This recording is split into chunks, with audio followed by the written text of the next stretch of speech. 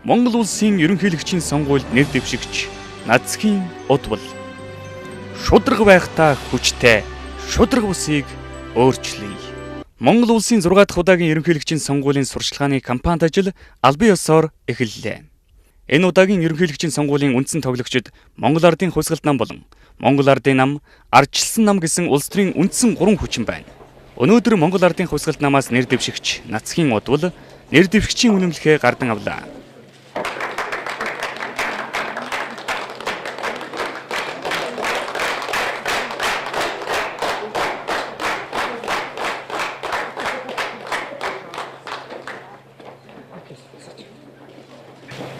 Монгол улсын ерөнхийлөгч нэр дэвшигчийг бүртгэж үнэмлэх болох тухай Монгол улсын ерөнхийлөгчийн сонгуулийн тухай хуулийн 27 дугаар бүлгийн 27-гийн 4-ийн 4 дахь заа 12 дугаар бүлгийн 12-ийн 3 дахь хэсгийг тус үндэслэн Монгол улсын сонгуулийн ерөнхий орноос тогтоохон нэг Монгол улсын ерөнхийлөгчийн нэрс сонгуульд Монгол Ардын хувьсгалт намаас нэрийг нь дэвшүүлсэн Нацгийн удуудыг Монгол улсын ерөнхийлөгч нэр дэвшигчээр бүртгэх сүгээр 2. Нацгийн удууд Монгол улсын ерөнхийлөгч нэр дэвшигчийн үнэмлэх олох сүгээр дарга содлон цэрэн нарийн дарга батсан жаргал.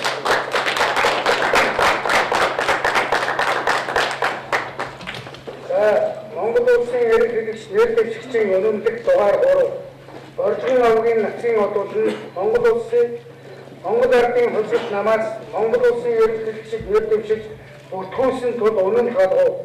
Сонгуулийн ерөнхий орны дарга содлон цэрэн нарийн дарга батсан жаргал 2013 оны 5 дугаар сарын 22-ны өдөр.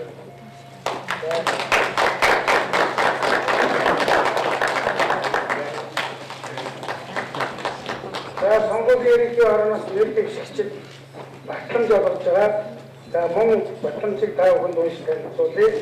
Монгол улсын ерөнхийлөгч нэр дэвшигчийн батламж Боржгон авгийн Нацгийн удууд нь Монгол Ардын хувьсгалт намаас Монгол улсын ерөнхийлөгч нэр дэвшиж бүртгүүлсэн тул батламж олгов. Монгол улсын сонгуулийн ерөнхий орны дарга содлон цэрэн нарийн дарга батсан жаргал 2013 оны 5 дугаар сарын 22-ны өдөр.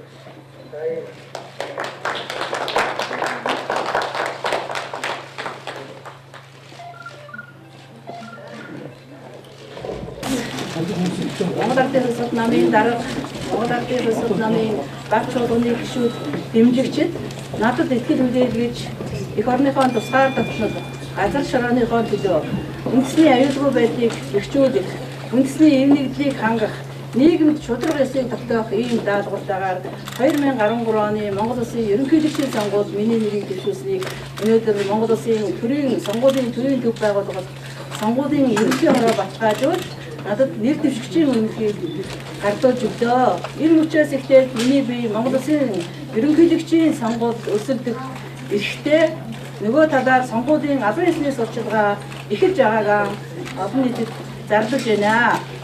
Монгол Ардын хувьсгалт нам бол шинэ төрийг урган бүтээх шинжлэгдсэн ийм нам. Монгол Ардын хувьсгалт нам бол шудраг ёсны нам, эх орончдын нам, эрх чөлөөний нам, эв нэгдлийн нам. Тийм учраас энэ намаас нэр дэвшиж байгаа хүн бол Монгол улсынхаа тусгаар тогтнолыг эдийн засгийн аргаар баталгаажуулах, үндэсний эв нэгдлийг, үндэсний аюулгүй байдлыг сахин хамгаалж, сэргээн хөгжүүлж, баталгаажуулж хамгаалах, нийгэм шудраг ёсыг тогтоох ийм даалгавартайгаар сонгуулийн мөрийн хөтөлбөрөөр боловсруулж 5 зорилго, 5 зорилт гэсэн ийм нэртэй мөрийн хөтөлбөрөөр сонгогч олон түмэнд танилцуулахаар өнөөдөр би сонгуулийн сурталчилгааг албан ёсоор эхэлж байна. Сонгуулийн сурталчилгаанд би Монгол улсын хууль дүрмийн хүрээнд шудраг өрсөлдөн гэдгээ олон нийтийн өмнө амлаж байна. Миний өрсөлдөгч Ардчилсан намаас нэр дэвшсэн Монгол улсын ерөнхийлөгч Захиагийн илүүгдэл Монгол Ардын намаас нэр дэвшсэн улсын хурлын гишүүн Бат Эрдэнэ нар бол улс төрийнхөө хувьд хувь хүнийхээ хувьд Монгол улсын нийгэмд аврагтай тэнцэх хэмжээний цараа ихтэй улс төрч гэдгийг би хүлээн зөвшөөрж 2 аврагтай өрсөлдөх болсондоо үнэхээр баяртай байна.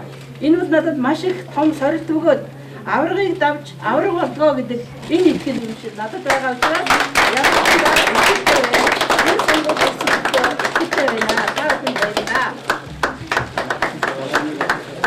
Би үнэхээр одоо сүүлийн 3 жил хамтран тэмцэж байгаа учраас хамгийн сайн мэдэх нэг жөрөөгөө бодож байгаа. Монгол Улсын ерөнхийлөгч бүх шалгуулыг одоо давах ёстой хүн гэж бодож байна. Нийцсэн хүн гэж бодож байна. Эрдэм мэдлэгээр ч гэсэн, эр зоргоо ч гэсэн, шудраг ёсоор ч гэсэн үнэхээр одоо манай нам нүдэн олсон гэж би бодож байгаа шүү. Би их баяртай байгаа. Яг л хамтран тэмцэж явсан улс. Одоо ч тэмцэх болно гэж бодож байна. Сонгуул шудраг болоосоо гэж бодож байна. Би нэг бити харлуулаасаа энэ чинь Монголын ард бүр өөрөө сонголтоо хийн штэ. Шудраг байгаасаа гэж бодож байна. Чин голоосоо гэж бодож байна шүү. Монголын ард нь 200 шийдэл том мөч гэж бодож байна. Ягаад гэвэл 20 жил боллоо. Тэр нэг эмэрхүү байдалтай, ардам нэг эмэрхүү байдалтай учраас өнгөтэй өтөө өгмөл одоо энэ дэвшиж байгаа устай холбож бидэн бодох хэрэгтэй гэж бодож байна. За баяр. Айл гэрийн нэг тулгуур багны хувьд гэр бүл өөрөөр за залуучууд, хүүхэд, эмэгтэйчүүд, ахмад настан гэд нийгэм тулгацсан бүхий л асуудлуудтай эмэгтэй хүн нарийн ширэн гэлтгүй орж идэг. Тэр үүднээсээ өнөөдөр Монгол Ардын Хувьсгалт намын дараага энх баяр өнөөдөр энэ удаагийн одоо ерөнхийлөгчийн сонгуульд өрсөлдөх одоо боломжгүй энэ цаг хугацаанд намын нэрийг сэргээн босгохоос эхлээд энэ хүнд хүчээр дарамт шахалтай цаг улс төрийн цаг үед тодорхой хэмжээнд өөрийгөө тэмцэх тэр улс төрийн бас боловсралтай улс төрч одоо нийгэм танигдсан улс төрч гэдгээр өнөөдөр хүлээн зөвшөөрөгдсөн энэ хүнийг Монгол Ардын Хувьсгалт намын багжуулгын гүйцэтгэх товчоо намын даргын саналыг үндэслэн ингэж нэр дэвшүүлж байгаа нь өнөөдөр нийгмийнхээ одоо тусын тулд нийгэмд шудраг ёсыг тогтоохын тулд нийгмийнхээ цаг үе за нийгэм эдийн засаг улс төрийн нөхцөл байдалтай уялдуулан бараг нийгмийн захиалгаар энэ эмэгтэй хүнийг гендрийн байдлыг харгалзан нэр дэвшүүлж байна гэж үзэж байгаа. Тэгээ түүхэндээ эмэгтэй хүн ерөнхийлөгчийн сонгуульд өрсөлдөж байгаагүй. Тэгэхээр энэ жишгийг бид Монгол Ардын Хувьсгалт нам халж чадлаа гэж бид үзэж байгаа. Тэгээд цаашлаад хэдийгээр одоо бүх хүн одоо улс төрч энэ бяртай хүчтэй энэ эрчүүдтэй үзэж байгаа хэдий ч энэ хүнд боловсрал эрдэм мэдлэг за улс төрийн одоо ноён нуруу тэр ухаан бэлэг хангалттай хүрэлцэнэ гэж миний хувьд бас үзэж байна. Нацхийн удвал нэр дэвшигчийн баталгаа гардаж авсны дараа Монгол Ардын Хувьсгалт намын гишүүд дэмжигчдийн хамт Сүхбаатарын талбайд очиж төрийн ордын цогцлбор дах Чингис хааны хөшөө Сүхбаатарын хөшөөнд цэцэг өргөж хүндэтгэл үзүүлсэн юм а. Монгол улсын ерөнхийлөгчийн 6 дахь сонгуульд Монгол Ардын Хувьсгалт намаас нэр дэвшиж байгаа Боржгон овогт Нацхийн удвал нь 1954 оны 3 дугаар сарын 5-нд Архангай аймгийн Эрдэнэ мандал суманд төржээ. Нөхөр 2 хүүгийн хамт амьдардаг. 1972 онд Архангай аймгийн Тариац сумын 10 жилийн сургуулийг төгсөж, хуучнаар Ангаах ухааны их сургуульд элсэн суралцж, 1978 онд хүүхдийн эмчийн мэргэжил эзэмшин төгсжээ. 1990-1992 онд Ангаах ухааны дээд сургууль эрүүл мэндийн удирдлагаар Ангаах ухааны доктор хамгаалжээ. 1993-аас 1994 онд Таиланд улсын Махидолын их сургууль эрүүл мэндийн удирдлагаар төгсжээ. 1995-аас 1997 онд Их Британи улсын Манчестерийн их сургууль эрүүл мэндийн удирдлагын магистр. 2000-аас 2002 онд Ангаах ухааны их сургууль олон улсын эрүүл мэндийн тогтолцоогоор шинжлэх ухааны доктор тус хамгаалсан байна.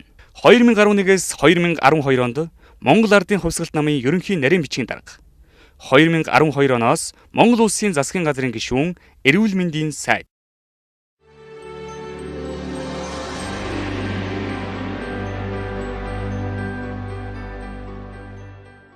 Монгол улсын ерөнхийлөгчийн сонгуульд нэр дэвшигч Нацхийн удвал шудраг байхдаа хүчтэй шудраг бусыг өөрчлөе.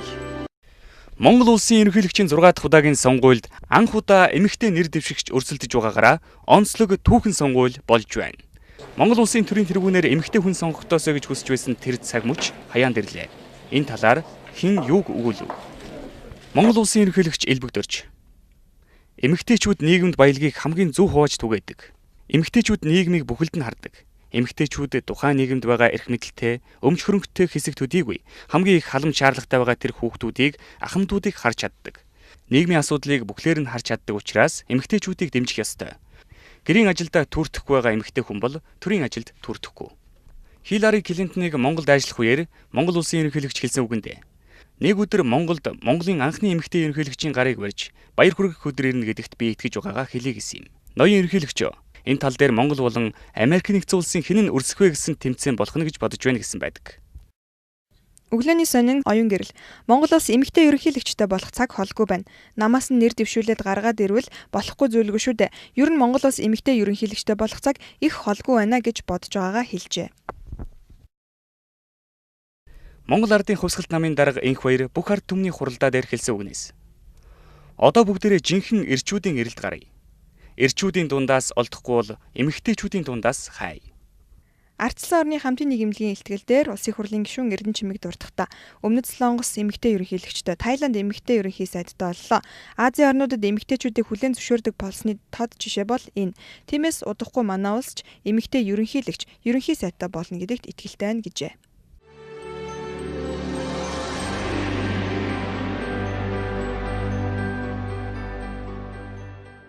Монгол улсын ерөнхийлөгчийн сонгуульд нэр дэвшигч Нацхийн Утбал шудраг байхдаа хүчтэй шудраг усыг өөрчлөе.